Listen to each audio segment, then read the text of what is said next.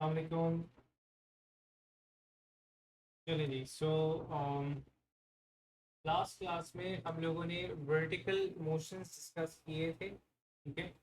अच्छा, regarding the class timing, क्योंकि इस वीकेंड सैटरडे को आपका वो एक इवेंट था तो उस वजह से भी चेंज इट, और थोड़ी सी मेरी भी अलग मसरूफियत थी। लेकिन हम लोग सैटरडे को जो हमारी थर्ड क्लास है that would be fixed on Saturday in the morning time, most probably 1 और 2 PM। ठीक है, तो अपने स्केड्यूल में इसको एक थर्ड क्लास रखिएगा, ठीक है। एंड इन अपकमिंग डेज इंशाल्लाह फिर फोर्थ क्लास जो है, वो फोर्थ क्लास का मॉड्यूल थोड़ा सा डिफरेंट है and I will be explaining that later. बहरहाल कमिंग बैक, सो 3 क्लासेस, 3+1 हमारे पास है। अच्छा, सैटरडे को भी है, you have the college, okay. चलिए ठीक है, फिर आई रीविजिट दिस थिंग, क्योंकि एक दो बच्चे और हैं उनका भी कॉलेज का इशू है, तो विल सी ऑन इट, ठीक है। ठीक है, ठीक है, आप फिर do। सही है। चलिए, so we were on vertical circular motions. हम लोगों ने वर्टिकल सर्कुलर मोशंस का एक जनरल इक्वेशन पढ़ लिया था, ठीक है। और वर्टिकल सर्कुलर मोशन में हम लोगों ने एक ग्राफ एनालाइज किया था टू सी द फोर्सेस, ठीक है। मैंने कहा था कि whenever an object is in a vertical circular motion, तो वहाँ पे जो रिक्वायर्ड सेंट्रीपिटल फोर्स है वो फिक्स्ड है। कुछ अदर फोर्सेस होती हैं जो मिल मिलाकर के सेंट्रीपिटल फोर्स दे रही होती हैं। जैसे इन दिस स्पेसिफिक केस हमारे पास it was the tension force. तो हमने कहा था कि टेंशन फोर्स वेरी करती रहेगी, और उसकी जो वेरिएशन है वो कॉसाइन वेरिएशन है, वो हमने देखा था, ठीक है। डब्ल्यू फिक्स है, टेंशन मुसलसल चेंज हो रही है। मैंने कहा था tension at the top point has the least value, and at the bottom point tension has the maximum value। तो इस पर हमने डिस्कस किया था कि if there is any position जहाँ पे we may expect the object to snap out the circular motion, that is the lowest point। Reason ये है कि टेंशन यहाँ पे सबसे ज्यादा है। अच्छा, फिर मैंने डिस्कस किया था कि हर दफा टेंशन नहीं होगी, अक्सर हम केसेस पढ़ेंगे जहाँ पे we'll see normal reaction forces. For example, अगर वर्टिकल सर्कुलर मोशन के अंदर मैं डिस्कस करूँ रोलर कोस्टर को, मैं डिस्कस करूँ एनी कार या any thing, any vehicle that is loop, making a loop around a circle, या फिर जैसे एयर जेट्स होते हैं, एयरप्लेन्स होते हैं, फाइटर जेट्स होते हैं, दे मेक अ लूप। तो इन दैट केस वहाँ पे कौन कौन सी फोर्सेज होती हैं, वहाँ पे कौन सी फोर्स इन्वॉल्व होती है, तो एक जनरल से केस देख रहे हैं, ठीक है ना। तो हम वर्टिकल सर्कल्स में ही हैं, और मैंने यहाँ पे बताया था कि एक इम्पोर्टेंट बात ये है कि दो इम्पोर्टेंट पॉइंट्स थे हमारे पास। एक था लोएस्ट पॉइंट और एक था हाईएस्ट पॉइंट। लोएस्ट पॉइंट की इंपॉर्टेंस हमने ये देख ली थी कि यहाँ पे टेंशन सबसे ज़्यादा है, कि more likely to snap out, वो ये वाली सिचुएशन है। इसकी क्या इंपॉर्टेंस है ये अभी हम देखने जा रहे हैं, ठीक है। तो हम वर्टिकल सर्कल्स ही देख रहे हैं,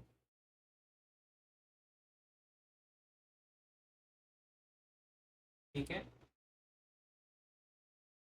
अच्छा, वर्टिकल सर्कल्स में ऐसे केसेस जहां पर कोई नॉर्मल रिएक्शन फोर्स आपको मिल रही है। अब उसमें आपने एक केस मेरे साथ समझना है। देखिए, फॉर एग्जांपल मैं आपसे कहूँ कि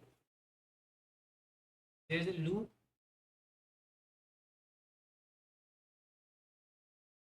और सिचुएशन कुछ ऐसी है कि ट्रैक ऐसे चल रहा है आपके पास, ठीक है। और वो यहाँ से फिर ऑनवर्ड्स आगे जाता है, तो ये मैं डैश्ड लाइन से बना देता हूँ, ठीक है। तो you have to imagine that कि यहाँ से जो भी चीज़ आएगी वो इधर जाएगी, एंड सो ऑन, यहाँ से घूम करके तो वापस आगे जा रही है, ठीक है। अब इमेजिन कर ले यहाँ पे कोई कार, कोई ऑब्जेक्ट, ठीक है। तो हम एक सिंपल ऑब्जेक्ट कंसिडर कर लेते हैं यहाँ पे। तो मैंने कहा कि let this be an object,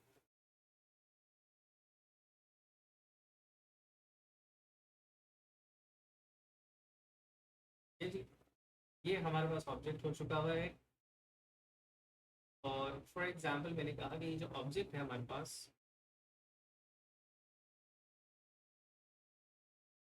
ये यहाँ से विद अ सर्टेन वेलोसिटी चलता हुआ आ रहा है, ठीक है। The object moves horizontally on this ground with a certain velocity v. ठीक है, अब ये ऑब्जेक्ट यहाँ जाएगा एंड सो ऑन घूम करके वापस आ रहा है। ठीक है, अब हमने कुछ बातें डिस्कस करनी है। बातें डिस्कस करनी है कि जब ये ऑब्जेक्ट यहाँ से स्टार्ट करेगा एंड घूम करके वापस इस पॉइंट पे एंड दोबारा वर्टिकली जाएगा तो इसके ऊपर लगने वाली फोर्सेस कौन कौन सी होंगी। ये यहाँ तक पहुँचेगा या नहीं पहुँचेगा। हो सकता है कि वेलोसिटी इतनी कम हो यहाँ से वापस आए और फिर मतलब यहाँ तक पहुँचे और वापस आ जाए। हो सकता है कि ये टॉप पॉइंट पे पहुँचे एंड सर्कल कंप्लीट करने के बजाय गिर जाए, ये भी पॉसिबिलिटी है।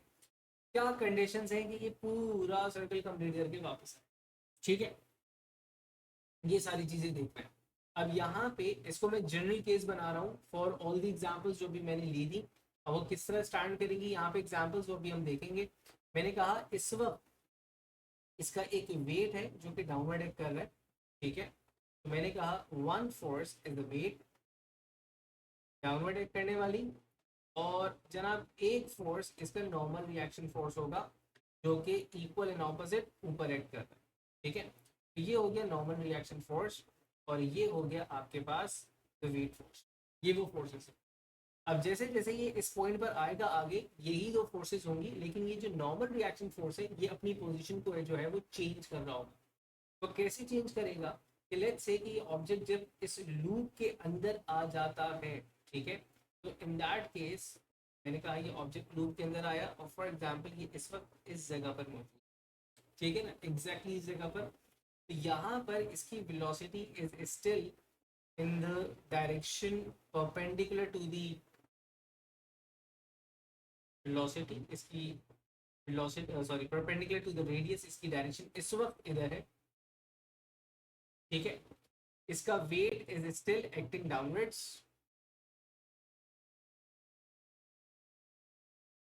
राइट। और अब इसका जो नॉर्मल रिएक्शन फोर्स होगा तो नॉर्मल रिएक्शन फोर्स इसका ऐसे लग रहा towards the centre but perpendicular to the force, perpendicular to the velocity. I hope कि it seems like to be perpendicular, ठीक है ना। तो जितना मैक्सिमम अच्छा सा पॉसिबल हो सका मैंने इसको बनाया। यहाँ पे इसका ये नॉर्मल रिएक्शन फोर्स। अब जिस तरह हम लोगों ने लास्ट केस में टेंशन के कॉम्पोनेंट्स बनाए थे, यहाँ पर हम इस नॉर्मल रिएक्शन फोर्स के कॉम्पोनेंट बना रहे हैं। ठीक है, अच्छा ये बात हमें ऑलरेडी समझ में आ गई है लास्ट वाले केस से कि वेट तो चेंज नहीं होने वाला, ये normal reaction force due to the change in angle इसके कॉम्पोनेंट्स चेंज होते चले जा रहे हैं आपके पास। ठीक है, तो अब ये जो नॉर्मल रिएक्शन फोर्स है इसका एक कॉम्पोनेंट ऐसा है जो कि वेट को सॉरी जो कि सेंट्रीपिटल फोर्स को अपोज कर रहा हो। मैंने कहा कि एक ऐसा हमारे पास इसका कॉम्पोनेंट है,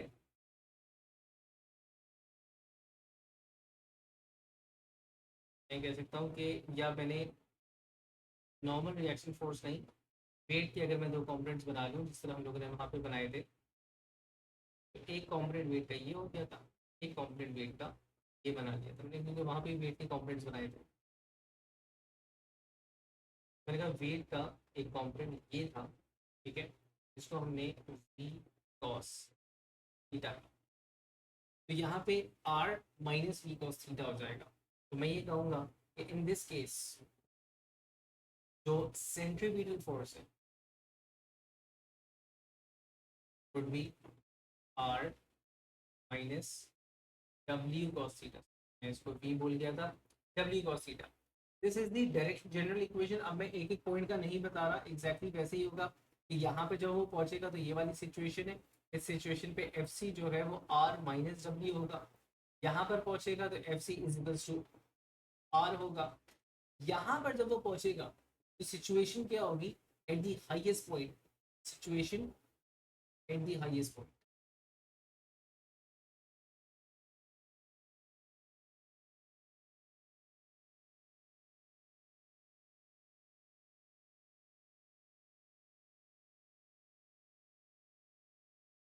एट द हाईएस्ट पॉइंट जो हमने जैसे वहाँ सिचुएशन बनाई थी, तो मैं बोलूँगा जनाब एफ सी सेंट्रीपिटल फोर्स जो है वो नॉर्मल रिएक्शन फोर्स और वेट दोनों मिलके दे रहे हैं। ठीक है, अब यहाँ पे एक इम्पोर्टेंट बात ये है कि हाउ टू बी श्योर कि ये यहाँ तक पहुँचता है और फिर वापस आता है। Like what are the conditions जो मुझे इसको इनिशियली देनी होगी, कितनी वेलोसिटी एक्चुअली मुझे देनी होगी वो यहाँ तक पहुँचे। देखिए हाईएस्ट पॉइंट के ऊपर it is more likely to fall downwards. ठीक है, मुझे कैसे पता चलेगा कि ये नहीं पहुंच रहा? अब थोड़ा सा हाईएस्ट पॉइंट की सिचुएशन को देखते हैं। देखिए जिस वक्त ये अपने हाईएस्ट पोजीशन के ऊपर पहुंचा था, तो उस वक्त की जो सिचुएशन है वो यहाँ हमने लिखी। अगर मैं इसको थोड़ा सा एनालाइज करूँ, this is something which is a required value, ये फोर्स हमें चाहिए। This is something which we already have और मैं इसको चेंज नहीं कर सकता। दिस मस्ट बी देयर, मतलब नॉर्मल रिएक्शन फोर्स होना चाहिए, मतलब इसका यहाँ से कांटेक्ट मेंटेन रहना चाहिए। अगर इसका कांटेक्ट यहाँ से हट गया तो there is no normal reaction force. Now if there is no normal reaction force, तो weight alone can not fulfil the requirement और ये ऑब्जेक्ट यहाँ से गिर जाए। ठीक है, ऑब्जेक्ट सर्कुलर मोशन से कब आउट होता है? जब रिक्वायरमेंट सेंट्रीपिटल फोर्स से कम या ज्यादा होता है। ठीक है ना, तो यहाँ तक इसको आने के लिए इतनी फोर्स होनी चाहिए या इतनी वेलोसिटी होनी चाहिए कि इस पॉइंट पे normal reaction force must be greater than zero. If the normal, देखें ऑब्जेक्ट किसी सरफेस के साथ टच है, इसका मतलब ये कि normal reaction force is non zero. Object किसी सरफेस से हट चुका है, इसका मतलब है कि नॉर्मल रिएक्शन फोर्स जीरो हो चुकी है। तो object to remain in the circular motion, the normal reaction force must be there, must be greater than zero. तो सबसे पहले मैं यहाँ पे इसको थोड़ा सा चेंज करके नॉर्मल रिएक्शन फोर्स को इक्वेशन का सब्जेक्ट बनाता हूँ। मैंने कहा कि नॉर्मल रिएक्शन फोर्स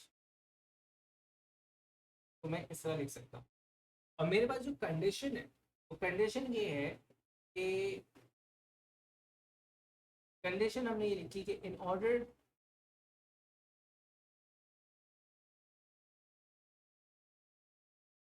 हम लिखेंगे for an object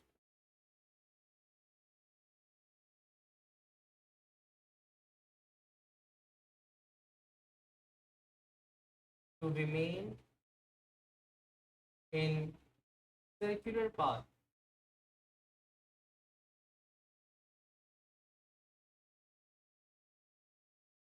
r must be greater than zero।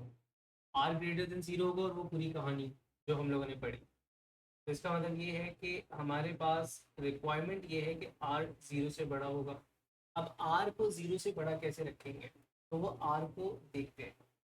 देखिए मैंने कहा r must be greater than fc minus w। ठीक है ना, मतलब जैसे का मस्ट बी ग्रेटर। ठीक है, अच्छा अब ऐसा है, sorry, R since is equal to F C minus W, तो मैं लिखूंगा F C minus W must be greater than zero. मतलब ये पूरा वो चीज़ था जो नॉर्मल रिएक्शन फोर्स के बराबर है। अब देखें मैंने यहाँ पे W को तो मैं चेंज नहीं कर सकता। ठीक है, एफ सी रिक्वायरमेंट है, लेकिन मैं उन चीज़ों को कंट्रोल कर सकता हूँ जो एफ सी को कंट्रोल कर रहा है। मैं क्या कंट्रोल कर सकता हूँ? मैं कंट्रोल कर सकता हूँ velocity of the moving object, मैं कंट्रोल कर सकता हूँ शायद रेडियस। लेकिन क्योंकि अब ये लूप बन ही चुका है, लेट्स से रोलर कोस्टर है, रोलर कोस्टर बन ही चुकी है, तो I can not even control the radius. तो क्या मैं इसको अब इस तरह लिख सकता हूँ? थोड़ी सी मैथमेटिक्स मेरे साथ देखिएगा। मैंने कहा मैंने एफ सी को ओपन करके लिखा M B square upon R which must be greater than weight. ठीक है, ये स्टेप मैं थोड़ा सा समझा देता हूँ। मैंने बेटा एफ सी की जगह ये M D square over R रखा था और डब्ल्यू को मैं उस तरफ ले गया था, माइनस प्लस हो गया था। तो कंडीशन ये है कि सेंट्रीपिटल फोर्स वेट से बड़ी होनी चाहिए। अब अगर मैं वेट की जगह एम जी लिख दूँ, ठीक है, तो दिस बिकम्स एम, तो कैंसिल आउट हो गया एम से। तो आपके पास एक इक्वेशन बनी V square over R must be greater than. अगर इस इक्वेशन को गौर से देखो तो ये इक्वेशन एक्सेलरेशन की टर्म्स में आ गई आपके पास। ये सेंट्रीपिटल एक्सेलरेशन कहला सकती है, ऐसा ही है। तो पहली कंडीशन हमारे पास ये आती है कि जो ऑब्जेक्ट जिसको हम घुमा रहे हैं वर्टिकल सर्कल में, उसकी सेंट्रीपिटल एक्सेलरेशन कम से कम इतनी हो कि वो ग्रेविटेशनल एक्सेलरेशन से बड़ी हो। तो the centripetal acceleration of the object must be greater then gravitational acceleration. अगर ऐसा नहीं होता तो क्या होगा? अगर ऐसा नहीं होता तो ये जो ऑब्जेक्ट है ये हाईएस्ट पॉइंट पे जाएगा एंड फिर नीचे गिर जाएगा, क्योंकि बाय दिस पॉइंट इसकी जो रिएक्शन फोर्स है वो मौजूद नहीं होगी वहां पे, और ये नीचे आके गिर जाएगा, कंप्लीट सर्कल नहीं करेगा। ठीक है, तो मुझे एक कंडीशन मिल गई कि मुझे एक्सेलरेशन कितनी रखनी है। अब एक्सेलरेशन तो उस वक्त पता चलेगी जब मैं गोल दायरे के अंदर आ जाऊंगा। मैं इनिशियल कंडीशंस देख लेता हूँ कि मुझे कितनी वेलोसिटी से इसको यहाँ पे थ्रो करना चाहिए, what should be the velocity की घूम करके वापस। ठीक है, तो वेलोसिटी की टर्म्स में अगर बात करें तो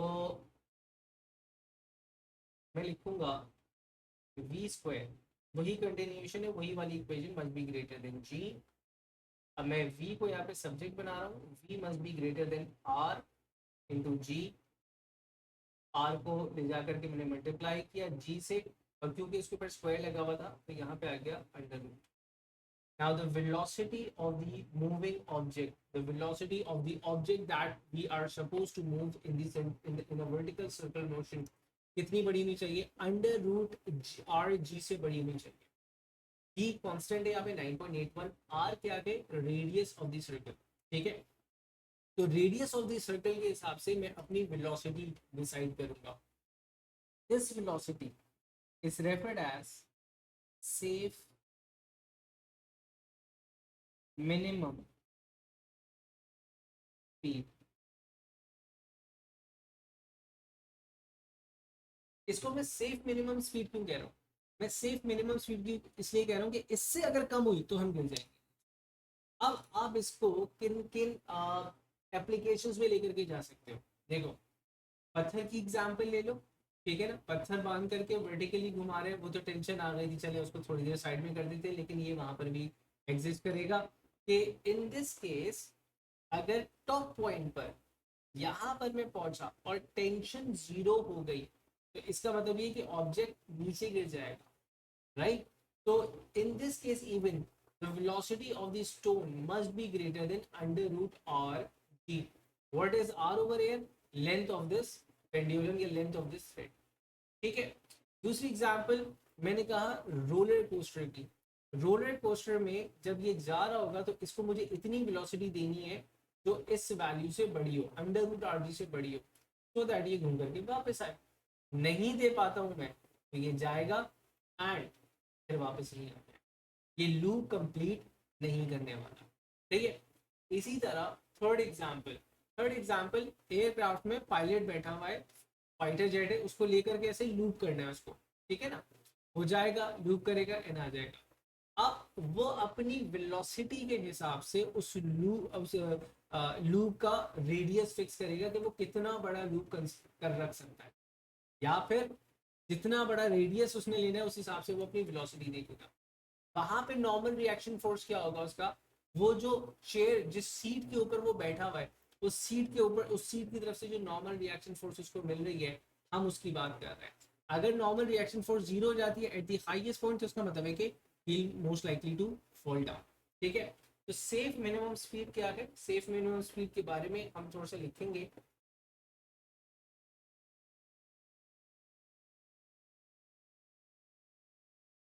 लिखेंगे for an object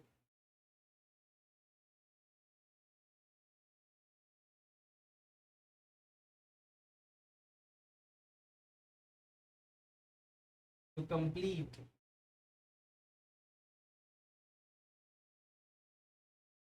a vertical loop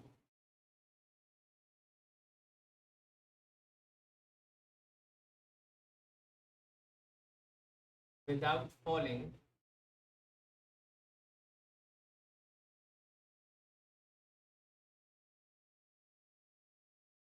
from the highest point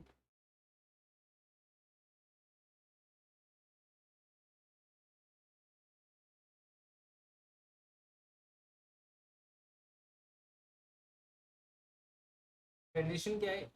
A C must be greater than gravitational acceleration and v must be greater than under root R G, चाहे टेंशन वाला चाहे नॉर्मल रिएक्शन वाला।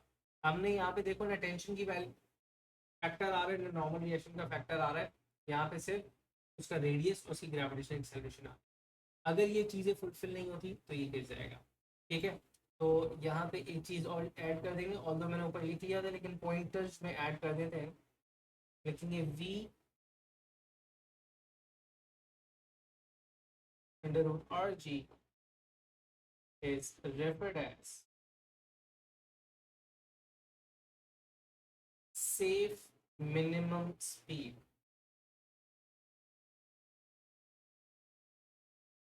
इससे ज्यादा हो सकती है, इससे कम नहीं हो सकती। इससे कम होगी तो ऑब्जेक्ट नीचे गिर जाने वाला। ठीक है ना। अब इसको आप मल्टीपल एग्जांपल्स जैसे हॉट व्हील्स कार्स आती हैं, उसका एक टॉय होता है, उसके अंदर भी ऐसे लूप बना हुआ होता है, we have to project it और sometimes it goes around the loop, लेकिन समटाइम्स ऐसा नहीं हो पाता। हम उसकी वेलोसिटी बढ़ाते हैं तो वो लूप में चला जाता है। तो हो क्या रहा है, जब हम वेलोसिटी बढ़ाते हैं तो एक्चुअली हम रिक्वायर्ड सेंट्रीपिटल फोर्स बढ़ाते हैं। जब वो रिक्वायर्ड सेंट्रीपिटल फोर्स वेट से बड़ी हो जाती है तो इसका मतलब ये कि सारी कंडीशंस फुलफिल हो जाती है। तो छोटी सी बात ये है कि वेलोसिटी इतनी रखनी है कि रिक्वायर्ड सेंट्रीपिटल फोर्स वेट से बड़ी हो जाए, सो दैट कि इसका जो रिमेनिंग पार्ट है वो नॉर्मल रिएक्शन फोर्स की सूरत में वहां पर आ जाए। वरना नॉर्मल रिएक्शन फोर्स जैसे कि अगर ये बराबर भी हो जाती है तब भी नॉर्मल रिएक्शन फोर्स जीरो है और हम टॉप पे पहुंच करके नीचे गिर जाएंगे। ठीक है, कुछ अरसे पहले मर्सिडीज ने एक एक्सपेरिमेंट परफॉर्म किया था। वो एक टनल के अंदर गाड़ी लेकर के जाते हैं स्पीड में, उसको ऐसे राउंड करके और लूप लेकर के वापस आते हैं। ठीक है, बहरहाल वो स्पाइरल लूप था लेकिन टॉप पॉइंट हम सर्कुलर मोशन उसकी कंसिडर करेंगे अगर से मैं हॉरिजॉन्टल एक्सिस दूँ उसका। तो वहाँ पे उन्होंने किस चीज़ का ख्याल रखा था, उन्होंने ख्याल रखा था अगेन द वेलोसिटी। अब एक और मजेदार सी चीज़, इसी जैसा एक और केस। ठीक है, ये चीज़ आई होप यहाँ तक समझ में आ गई हो कि यहाँ पे कोई सवाल नहीं होगा। एक और चीज़ है वो थोड़ी सी रियल लाइफ बेस्ड है। हमने अक्सर देखा है कि जैसे हम ट्रैवल कर रहे हैं, गाड़ी थोड़ी सी स्पीड में होती है और स्पीड में किसी बड़े से स्पीड ब्रेकर के ऊपर से अगर हम गुजरे, ठीक है, तो होता क्या है कि हमें एट टाइम्स वेटलेसनेस सी फील होती है। ठीक है, हमें थोड़ा सा ऐसा फील होता है जैसे सेंसेशन सी फील होती है ना, गुदगुदी होती है हमें ना। वो गुदगुदी या सेंसेशन का कॉज क्या है जरा यहाँ पे समझे। देखिए फॉर एग्जांपल मैंने कहा ये एक लूप, ये एक रोड है आपके पास and this is the speed breaker. अच्छा, अब स्पीड ब्रेकर तो एक्चुअली आपके पास सिर्फ ये वाला पार्ट है, ठीक है, और ये जो बाकी पार्ट है मैं इसको थोड़ा सा इरेज तो नहीं करूँगा, मुझे इसको रखना है। तो अब हम यहाँ पे करेंगे इसको, यहाँ पे डॉटेड में कन्वर्ट कर दिया। एक्चुअल रोड आपके पास की बोर्ड लाइन है। ठीक है ना। अब देखिए सिचुएशन इज कि देयर इज सम कार या सम कैरेज, मतलब कोई हमारी गाड़ी है, गाड़ी की डिग्गी में या पीछे कोई सामान रखा हुआ है हमारे पास, सही है, और हम उसको लेकर के जा रहे हैं इस रोड के ऊपर। हम स्पीड ब्रेकर से गुजरते हैं। एट टाइम्स ऐसा होता है कि सामान जो रखा हुआ होता है ना वो उछल जाता है, नहीं उछलता, सही है, और सारा खेल होता है स्पीड के ऊपर। तो सीन क्या है यहाँ पे, रीजन क्या है वो देखते हैं। देखें असल में जो भी चीज़ है यहाँ पे उसके ऊपर फोर्सेस लगनी है अगेन वेट डाउनवर्ड। ठीक है, वेट डाउनवर्ड है एंड नॉर्मल रिएक्शन फोर्स जो कि ऊपर की जाने है। ठीक है, तो ये हो गया आपके पास नॉर्मल रिएक्शन फोर्स और ये हो गया आपके पास वेट। ठीक है, अब जिस लम्हे ये कैरियज, ये वहीकल यहाँ पर पहुंचेगा बेटा, उस लम्हे इसके ऊपर सारी सेंट्रीपिटल फोर्स और ये सब एक्ट हो जाएंगी, क्योंकि apparently now this moment पे it is part of a circular motion. देखा जाए तो मैंने क्या कहा था, है तो ये सिर्फ स्पीड ब्रेकर, लेकिन ये जो स्पीड ब्रेकर का पार्ट था जिससे ये गुजर रहा था, ये एक सर्कुलर पार्ट, सर्कुलर क्या कहते हैं, पाथ का एक छोटा सा वो था, एक पीस था, एक कॉर्ड था, एक सेक्टर था। उस दौरान इसके ऊपर आपके पास सेंट्रीपिटल फोर्स रिक्वायर्ड आ चुकी हुई है। ठीक है, अब वो सेंट्रीपिटल फोर्स दे कौन रहा है, फोर्सेस वैसे ही लग रही हैं आपके पास। तो इसके ऊपर लग रही थी आपके पास वेट डाउनवर्ड, और इसका normal reaction force as it is जैसे था, लेकिन किस फोर्स में कमी आएगी। देखें, अब तक यहाँ पे वेट और नॉर्मल रिएक्शन फोर्स एक दूसरे को बैलेंस आउट कर रहे थे। ठीक है, टिल नाउ यहाँ पर क्या सिचुएशन थी, आर और डब्ल्यू एक दूसरे को कर रहे थे बैलेंस आउट। लेकिन ये जैसे ही इस पार्ट पे आया तो एक रिक्वायरमेंट आ गई सेंट्रीपिटल फोर्स की। वो centripetal force from point A till point B, point A point B क्या है, मैं यहाँ से मार्क कर देता हूँ। मैंने कहा ये पॉइंट ए है लेट से, एंड ये पॉइंट बी है, और इस वाले कर्वेचर को हम फिलहाल इग्नोर करते हुए चलें। ठीक है, तो मैंने कहा from point A to B, ये जो पॉइंट है बेटा, यहाँ पर सेंट्रीपिटल फोर्स की रिक्वायरमेंट आ चुकी हुई है। तो यहाँ पे क्या होगा, वेट तो अब कम नहीं हो सकता, ठीक है ना, आप वेट को तो रिड्यूस नहीं कर सकते। हाँ, अलबत्ता ऐसा जरूर होगा आपके पास कि अ पार्ट ऑफ वेट वो सेंट्रीपिटल फोर्स की रिक्वायरमेंट को फुलफिल करेगा, and the remaining part normal reaction force fulfil करेगा। ठीक है, क्यों ऐसा क्या हुआ, अब वेट क्यों फुलफिल कर रहा है, सेंट्रीपिटल फोर्स वो फोर्स होगी जो टुवर्ड्स द सेंटर है। Normal reaction force in this case कभी भी सेंटर में नहीं होगा, क्योंकि पहले क्या सिचुएशन थी, हम सर्कल के अंदर थे, अब हम सर्कल के आउटर सरफेस के ऊपर जा रहे हैं। तो अब हमारा जो वेट है वो टुवर्ड्स द सेंटर है, और जो नॉर्मल रिएक्शन फोर्स है वो अवे फ्रॉम द सेंटर है।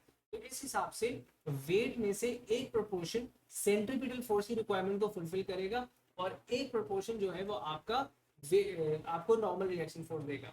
अब वेट तो आपके पास चेंज हुआ नहीं, ठीक है, तो लेट्स से कि यहाँ पे जो आपके पास आपका वेट था that was let's say 800 Newton's, तो जो आप नॉर्मल रिएक्शन फोर्स एक्सपीरियंस कर रहे थे दैट वाज 800 न्यूटन्स। ठीक है, इन दिस सिचुएशन ये अभी भी 800 न्यूटन्स रहा। फॉर एग्जाम्पल इसकी रिक्वायरमेंट थी फॉर एग्जाम्पल 250 न्यूटन्स। ठीक है, अब जो आप नॉर्मल रिएक्शन फोर्स एक्सपीरियंस कर रहे हैं, तो यहाँ पे प्लस होना चाहिए था, मैंने पता नहीं माइनस रखा हुआ है। अच्छा, अब जो आप नॉर्मल रिएक्शन फोर्स एक्सपीरियंस कर रहे हैं दैट इज 550 न्यूटन। तो जैसे ही आप ऐसे किसी पॉइंट से गुजरते हैं, जैसे कभी ब्रिज आ जाता है, ब्रिज पे से एकदम हम अंडर बाईपास आ रहा है, हम एकदम उसके अंदर चले जाते हैं, या फिर ब्रिज से गुजर रहे होते हैं, या रोलर कोस्टर्स के जो पीक पॉइंट्स होते हैं वहां से हम आ जाते हैं। यहाँ पे हमें सेंसेशन क्यों होती है, देखिए वो जो सेंसेशन होती है जिसे हम गुदगुदी कहते हैं नॉर्मल लैंग्वेज में, कि हमारी टमी में कुछ ना कुछ फील होता है, तो एक्चुअली वेटलेसनेस होती है। अच्छा, उसको एग्जैक्टली वेटलेसनेस नहीं कहूंगा मैं उसको लेस वेटलेसनेस नहीं कहूंगा, कहूंगा कि हमें अपना वेट लेस फील होता है। प्रैक्टिकली क्या है, हम अपना वेट क्या फील कर रहे हैं, हम अपना वो वेट फील एक्सपीरियंस कर रहे होते हैं जो हम पे नॉर्मल रिएक्शन फोर्स लग रही है। जितनी ज्यादा नॉर्मल रिएक्शन फोर्स लगेगी हम ज्यादा वेट एक्सपीरियंस करेंगे। फॉर एग्जाम्पल अगर आप एयरप्लेन में बैठे हुए और एयरप्लेन टेक ऑफ कर रहा हो, तो उस वक्त जो लिफ्ट फोर्स होती है वो आपके वेट से बड़ी होती है, तो आपको एक हेवियर फील हो रहे होंगे, आपको फोर्स ज्यादा लग रही होती है वेट से ज्यादा। ठीक है, वो डिसेंड कर रहा होगा तो वहां पे डेफिनेटली आपको नॉर्मल रिएक्शन फोर्स कम हो जाएगी, तभी आप सेंसेशन फील करते हैं। तो ये जो रीजन है ना कि एकदम किसी चीज से ऐसे टिप पॉइंट से गुजरते हैं हम, ब्रिज पे से जल्दी से स्पीड में गुजरे, तो वहां पे हमें सेंसेशन फील होती है। रीजन नहीं होता कि हमारा वेट एक छोटा सा पार्ट चला गया सेंट्रीपिटल फोर्स में, और अब हम कम फील कर रहे हैं नॉर्मल रिएक्शन। सीन क्या है, ये अक्सर ऐसा होता है कि हम जब स्पीड में गुजरते हैं तो हम उछल जाते हैं। वो उछलते कब है, वो हम उछलते उस वक्त है, अगेन वही वाली बात है, जब नॉर्मल रिएक्शन फोर्स जीरो हो जाएगी। नॉर्मल रिएक्शन फोर्स जीरो नहीं होनी चाहिए। normal reaction force must be greater than zero. Normal reaction force, if the normal reaction force is greater than zero, तो इसका मतलब ये है कि we are still in contact with the surface. ठीक है. अब देखिए नॉर्मल रिएक्शन फोर्स में अगर इस वाली इक्वेशन से थोड़ा सा यहाँ पे रिफ्रेजिंग करूँ तो मैं ऐसा कह सकता हूँ कि नॉर्मल रिएक्शन फोर्स जो है वो W माइनस एफ सी है. ठीक है. तो मैं ये कहूँगा कि जो W माइनस एफ सी का एक फैक्टर है, this must be greater than zero. ठीक है.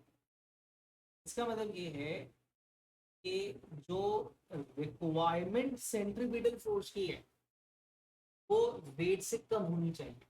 मतलब यहां से जब मैं गुजरूं तो मेरी स्पीड इतनी होनी चाहिए कि जो रिक्वायरमेंट हो सेंट्रीपिटल फोर्स की वो वेट से कम ही रहे. अगर गाड़ी के वेट से ज्यादा सेंट्रीपिटल फोर्स हो गई, रिक्वायर्ड हो गई है, तो weight is not able to fulfil that amount. Weight जितना भी था वो सब इन कोशिशों में लग जाएगा सेंट्रीपिटल फोर्स देनी थी, तो नॉर्मल रिएक्शन की तो बात ही नहीं आई. जब नॉर्मल रिएक्शन प्रोवाइड ही नहीं हो रहा तो इसका मतलब है कि ऑब्जेक्ट क्या है, उछल जाएगा. तो जब हम गाड़ी से उछल जाते हैं, जब गाड़ी एकदम स्पीड से गुजरती है, तो इसका रीजन ये होता है कि रिक्वायर्ड सेंट्रीपिटल फोर्स जो थी वो ऑब्जेक्ट या गाड़ी के वेट से कई ज्यादा हो चुकी है. ठीक है. अब नॉर्मल मतलब रिक्वायर्ड सेंट्रीपिटल फोर्स को किस तरह बैलेंस किस तरह मेंटेन करेंगे. अगेन मैंने कहा देखो यार मैं इसको तो मैनेज नहीं कर सकता, वेट तो फिक्स्ड है. मैंने इसको कहा एम टी स्क्वायर आर. बिल्कुल उसी तरह मैंने यहाँ पे m और m कैंसिल आउट किया. पहली एक्सप्रेशन मेरे पास बनी T square over R must be lesser than gravitational acceleration. तो मतलब जब मैं सरफेस के आउटर पार्ट के ऊपर हूँ, इनर पार्ट की कहानी अलग थी, आउटर पार्ट के ऊपर हूँ, तो वहां पे जो रिक्वायर्ड सेंट्रीपिटल एक्सेलरेशन है वो ग्रेविटेशनल एक्सेलरेशन से कम होनी चाहिए. अनलाइक वहां पे ज्यादा थी, यहाँ पे कम होनी चाहिए. और फिर वही बात कि अगर मैं वेलोसिटी की टर्म्स में बात करूं तो वेलोसिटी मेरे पास कुछ इस तरह हो जाएगी कि velocity must be lesser then g into r under. अगर वेलोसिटी इससे ज़्यादा हो जाती है तो ऑब्जेक्ट सरफेस से लूज हो जाएगा, उछल जाएगा. ठीक है. तो यही वो केस होता है कि जब हम उछल जाते हैं स्पीड में गाड़ी से, तो समझ जाइएगा कि आपकी जो वेलोसिटी थी वो उस कर्वेचर के R into G upon root से ग्रेटर हो चुकी है. बेटा इस वेलोसिटी को ये वाला यहाँ से या यहाँ से,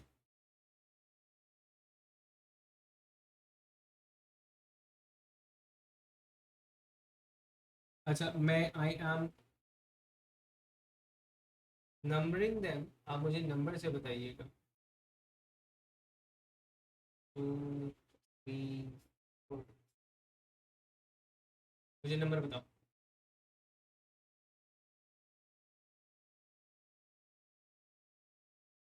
ये तो बड़ा सिंपल है. देखो वही काम है बेटा जो ऊपर किया था, तो हटा दो. मुझे एक बात बताओ कि अगर मैं इसको मास एंड मास तो कैंसिल आउट कर दिया था ना, ये बचा सिर्फ वी स्क्वायर ओवर आर. ठीक है.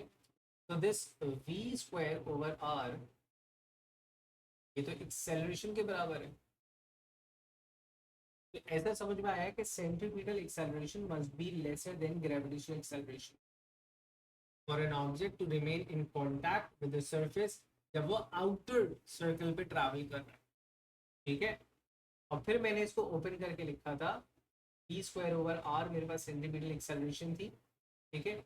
यहाँ पे मैं आर को इधर ले जाकर के मल्टीप्लाई कर रहा हूँ, फिर अंडर रूट कर रहा हूँ, तो ये हो जाएगा P must be lesser than R into G. Safe maximum speed, वो सेफ मिनिमम थी, उससे कम नहीं कर सकते थे. ये सेफ मैक्सिमम है, इससे ज्यादा नहीं कर सकते. इससे ज्यादा करेंगे तो उछल जाएंगे. ठीक है. तो इसकी डिटेल में यहाँ पे नीचे लिख रहा हूँ.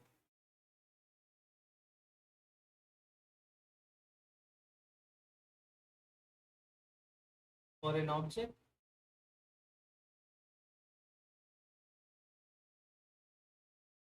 to remain in contact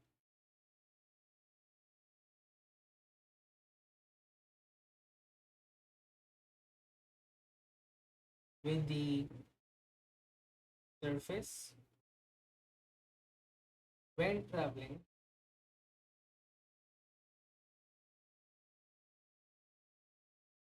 outside the circle. Outside से मैंने रेफर अपर लेयर को किया. V must be lesser than RG under root R G. ठीक है, ये आपके पास सेफ मैक्सिमम स्पीड है.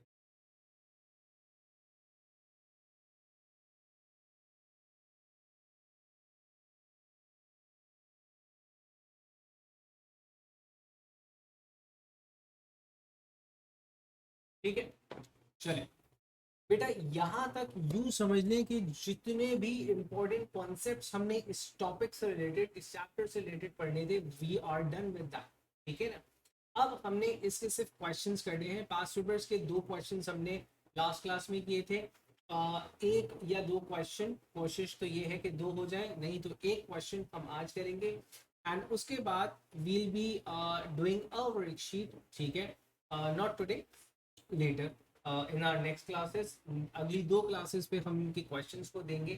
ठीक है, वर्कशीट कोशिश करेंगे कि हम इसकी वर्कशीट एक सॉल्व करें जिसके अंदर हमें थोड़े से चैलेंजिंग क्वेश्चंस मिलेंगे. So this is question paper जो है, दिस इज पेपर 42 नवंबर 21. ये स्पेसिफिकली एक सवाल था मेरे पास वर्टिकल सर्कल्स को लेकर के. तो हम कोशिश करेंगे कि आज इसको डिस्कस कर लें. Question number 1. ठीक है, वो सबसे पहले आपसे पूछता है state what is meant by centripetal acceleration. ठीक है, सेंट्रीपिटल एक्सेलरेशन को आप किस तरह लिखेंगे? आप लिखेंगे चेंज इन वेलोसिटी, या यूं लिखेंगे रेट ऑफ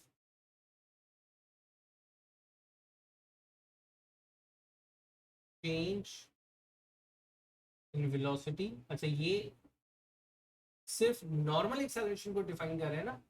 आप इसको किससे एक्सप्लेन करेंगे? Due to change in direction only.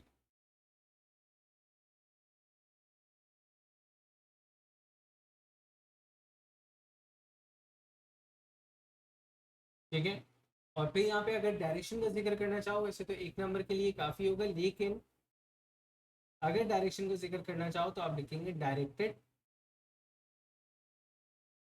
Towards the centre. ठीक है जी, दिस इज हाउ आपने सेंट्रीपिटल एक्सेलरेशन को एक्सप्लेन किया. राइट. अच्छा, अब आगे देखें. ये वो क्वेश्चन है जिसकी तरफ मैं इंटरेस्टेड था. वो कहते हैं कि an unpowered, this is a key point, मतलब कोई मोटर नहीं लगी हुई, वेलोसिटी बस यहाँ से जो धक्का दिया वही वेलोसिटी है. Unpowered toy car moves freely along the smooth track that is initially horizontal. ठीक है, the track contains a vertical circular loop around which the car travels as shown. वो ऐसे लूप में जाएगी, ट्रैवल करके आएगी, जो केस हमने अभी पढ़ा. इस लूप का डायमीटर आपको 62 सेंटीमीटर दे रखा हुआ है, तो इसका मतलब है कि इसका रेडियस हो जाएगा आपके पास 31 centimetre. The mass of the car is given to be 230 grams, तो इसका मतलब है ये हो जाएगी 0.23 किलोग्राम. ये सारी चीजें दिमाग में फॉर एंड भी स्पीड में चलनी चाहिए. तो दिस एंड दिस पढ़ते ही हम समझ गए कि जनाब इसका जो मास है वो हमने लेना है 0.23 kg, और इसका जो रेडियस है वो हमारे पास हो जाएगा 0.31 मीटर्स. हाफ भी कर दिया, मीटर्स में भी कन्वर्ट कर दिया. So will they state what happens to the magnitude of the centripetal acceleration of the car as it moves around the loop from x to y? Centripetal acceleration. What happens to the magnitude of the centripetal acceleration as it moves? ठीक है, देखिए centripetal acceleration आप since it is an unpowered car, आपने यहाँ पे देखा था कि this is an unpowered car, तो जैसे जैसे ये ऊपर जाएगा तो आई एम एक्सपेक्टिंग कि इसकी kinetic energy gravitational potential energy में कन्वर्ट हो रही है, जिसकी वजह से this car would reduce its velocity. Velocity reduce हो रही है तो वी स्क्वायर आर के तहत इसकी सेंट्रीपिटल एक्सेलरेशन भी रिड्यूस हो रही होगी। अगर मैं इतना ना सोचता, मैं M V square over R से सोचता था, तभी वेलोसिटी कम हो रही है तो आपके पास सेंट्रीपिटल एक्सेलरेशन कम हो रही है। तो आप लिखेंगे कि सेंट्रीपिटल एक्सेलरेशन डिक्रीजेस।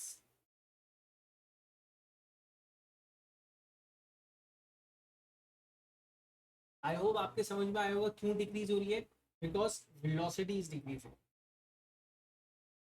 ये एडिशनल है, आंसर में एग्जामिनर को रिक्वायर्ड नहीं है, मैं यहाँ पे लिख सेंस v इज डिक्रीजिंग।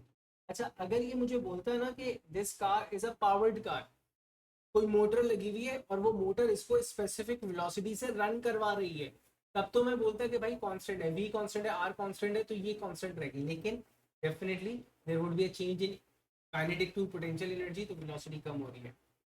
आगे अब आपसे बोलते हैं explain if the car remains in contact with the track why the centripetal acceleration of the car at point Y must be greater than 9.81। ये जो बात अभी हमने लिखी उसने हमसे यही कहा कि इसको प्रूव कर दो, ठीक है। तो यहाँ पे आप क्या लिखेंगे, मतलब उसने बोला कि AC जो है centripetal acceleration why it must be greater then this value. आप लिखेंगे, जो अभी पूरी मैथमेटिक्स देखी ना उसको लिखते हैं। For the car to remain in contact, for the car to remain in contact, बात कहाँ से शुरू हुई थी, normal reaction force must be greater than zero. Normal reaction force must be greater than zero. Normal reaction force greater than zero कब होगी, hence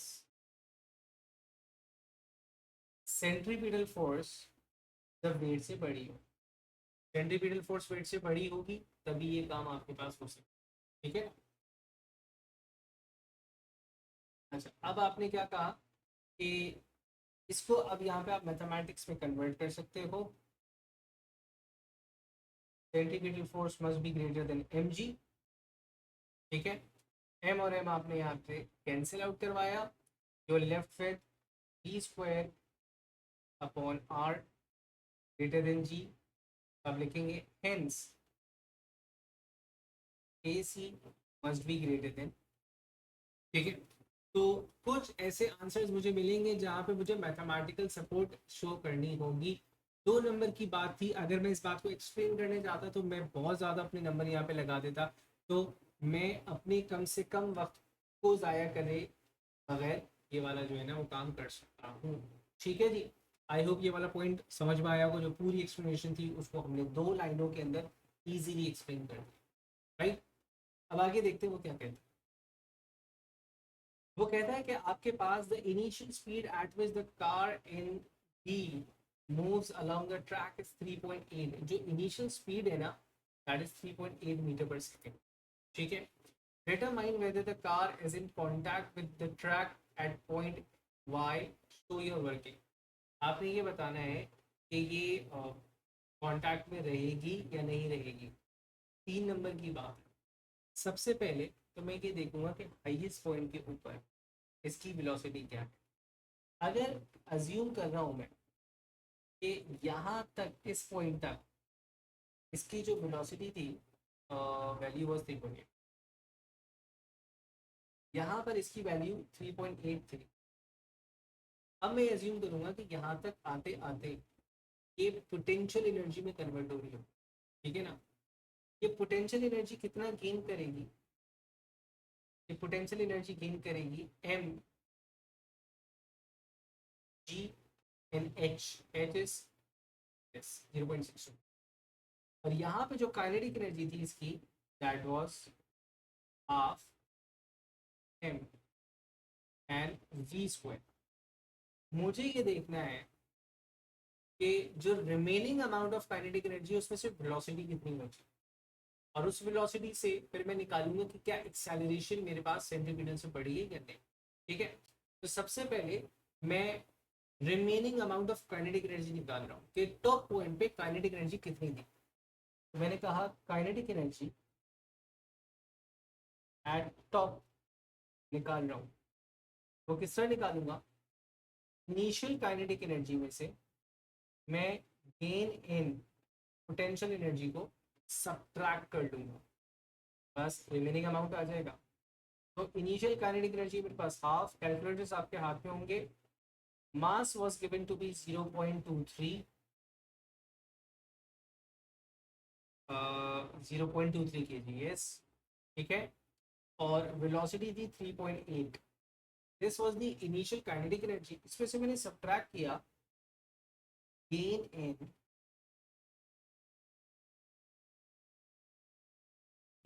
in potential energy 0.62। यहाँ से मेरे पास remaining amount of kinetic energy आ जाएगी। ठीक है, तो सबसे पहले वो remaining amount of kinetic energy निकालते हैं, आप साथ साथ कैलकुलेट करेंगे। तो दिस इज 0.5 एंड 0.23 एंड 3.8 का स्क्वायर। ठीक है, 3.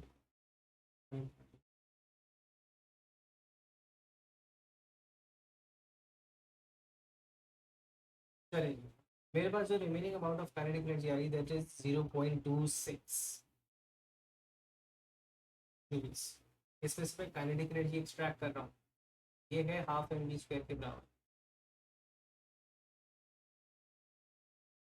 ठीक है, काइनेटिक एनर्जी किस तरह एक्सट्रैक्ट करूंगा, वी को सब्जेक्ट बना लूंगा, 0.26 multiply by 2 divided by 0.23 and under root. ठीक है, एग्जैक्टली मेरे पास भी तकरीबन यही वैल्यू है। अच्छा, अब हम फाइनल वेलोसिटी निकाल रहे हैं। तो final velocity is 0.26 and 2 divided by 0.23 under root के अंदर आया। तो velocity is 1.5 metres per second. तो मतलब जब ये हाईएस्ट पॉइंट पे पहुंचा था इसकी velocity was 1.5 metre per second. मुझे ये देखना है कि क्या ये गिरेगा या नहीं गिरेगा। इस तरह चेक करेंगे, हमारे पास सिचुएशन है कि centripetal acceleration must be greater then the gravitational acceleration. Centripetal acceleration निकाल करके देख लेते हैं। ई स्क्वायर ओवर आर होता है, 1.5 का स्क्वायर किया, 0.31 से डिवाइड, रेडियस से डिवाइड कर दिया आपने। ठीक है, तो 1.5 square divided by 0.31, centripetal acceleration आ रही है आपके पास 7.3। अब आप बताएं क्या कंक्लूजन है, क्या ये सर्कुलर पाथ में रुकेगा गिर जाएगा।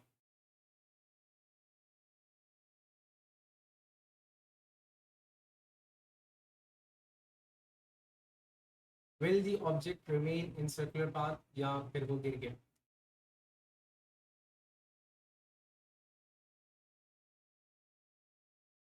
गिर जाएगा, ठीक है ना। तो आप कंक्लूड किस तरह करेंगे, आप लिखेंगे कि since AC is lesser than G, it falls down। ठीक है, तो देखो बहुत मुश्किल चीज नहीं थी, लेकिन बड़ा घुमा फिरा करके हमारे पास जो है ना, हमने दिमाग लगाया, दिमाग लगाना पड़ा, और घुमा फिरा करके वो उसने बात की। ठीक है, और ये this was one of the casual and easy calculations of A2। डराऊंगा नहीं लेकिन फैक्ट। चले, तो कहते हैं suggest with a reason but without calculation whether your conclusion in C would be different for a car of mass 460 moving with the same initial speed। अगर हम एक डिफरेंट कार लेकर के आते, लेकिन this time we are increasing the value of mass, हम mass को double कर रहे हैं ऑलमोस्ट, ये 460 कर दिया, 230 से हमने डबल कर दिया, तो क्या कंक्लूजन कुछ डिफरेंट होगी? विदाउट कैलकुलेशन आपने बताना है। हमारे पास जो एनालाइज करने का तरीकेकार था ना, वो सेंट्रीपिटल एक्सेलरेशन था। सेंट्रीपिटल एक्सेलरेशन हमें जी से, ग्रेविटेशनल एक्सेलरेशन से बड़ा चाहिए। सेंट्रीपिटल एक्सेलरेशन को अगर मैं ओपन करके लिखता हूँ तो वो आता है वी स्क्वायर ओवर आर, ठीक है। Mass is independent so it would remain same, नहीं आप अदर वे राउंड बोलेंगे, बात सही है, आप ये बोलेंगे centripetal acceleration is independent of mass, hence the conclusion would remain same, क्योंकि आपके पास वेलोसिटी तो वही है और मास सेंट्रीपिटल एक्सेलरेशन को चेंज नहीं कर रहा, ठीक है। तो आप इसको इस तरह भी लिख सकते हैं कि mass do not affect the centripetal acceleration, या मास या centripetal acceleration is independent of mass. मैंने लिखा centripetal acceleration is independent independent of mass, hence conclusions remains the same।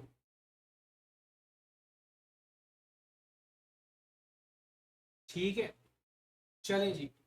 So this was the question जो हम लोगों ने vertical circles के ऊपर देखा था। नेक्स्ट क्लास के अंदर वील बी अच्छा टॉपिक पे कॉन्सेप्ट वाइज, जैसे मैंने बोला कि ऑलमोस्ट एवरीथिंग इज डन, और बस इसकी अब हमने डिफरेंट क्वेश्चंस की प्रैक्टिस करनी है, इन कॉन्सेप्ट्स को थोड़ा सा और मजबूत बनाना है। आने वाली 1 से 2 क्लास, एक क्लास में क्वेश्चंस मैं करवा रहा हूँ, आपको होमवर्क दूंगा, अगली क्लास में आपसे उससे क्वेरीज ले रहा हूँ या मजीद फर्दर क्वेश्चन सॉल्व करवा रहा हूँ, ठीक है। तो I be sharing the worksheet most probably और ट्यूसडे को ही आपके साथ, उसमें हम कुछ क्वेश्चंस देखेंगे। पहला चैप्टर समझ लेंगे conceptually, learning point of view से, we are done with it, ठीक है। तो meet you in the next class, अल्लाह हाफिज़।